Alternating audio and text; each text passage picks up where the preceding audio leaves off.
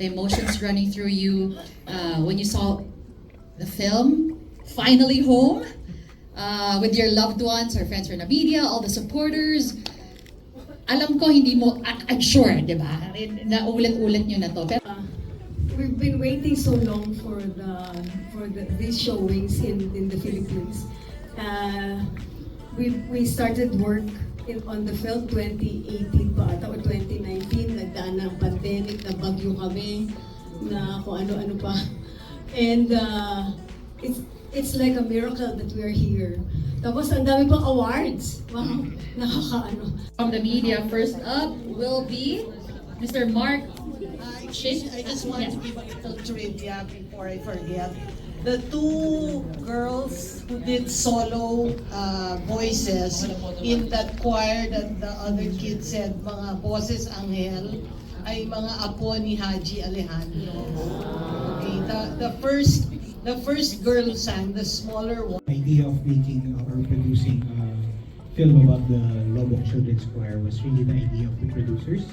So it was Gurley, Celeste, and Rachel's idea to sort of find a way to make their story known. I'll let sila really tell the story more later, no? But to answer the second question, yung paano ba? Iba yung the experience of working with first-time actors like Maury and the Lobok Children's Choir particularly. Honestly, First of all, our main responsibility was to portray Ma'am Alma as honestly as we could. And talagang si Morissette embraced the challenge. You know, she's used to concerts and performing on television. And she had to find that part of her that's just about honesty. And like, wala siyang masyadong makeup, the clothes were, di ba? I mean, you know, patayin mo man ako, hindi ko susuot yung mga suot niya, yung mga gano'n, diba? So unflattering, diba? Pero you know, she embraced everything and she kasi she knew, even though we never really sat her down and said, this is beautiful. So, you know, yun ang number one challenge, how to portray Alma, Ma'am Alma, fairly, justly, because you know, she's a very special person. We didn't want her to be anything that trivia lang or anything. And then we had to shoot in Bohol and then in Manila. Tapos nawalan siya nag-pandemic. Diyos ko, ano, and so, one of the crew even was affected and passed away. Ganon.